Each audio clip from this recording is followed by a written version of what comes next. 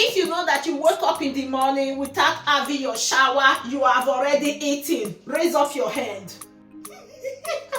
If you know that you woke up in the morning without having your shower, you start doing house job.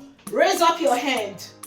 All right, I have visitors this period, so I am organizing. You can see that all the food that I'm cooking this period, I'll be cooking a lot and a lot. Is for my visitors. Okay, so today I have another cooking that something that I have to prepare down. After putting my pepper soup aside, because I'm cooking a lot this period, so that when my visitor comes home, they have everything. Then I have to put this aside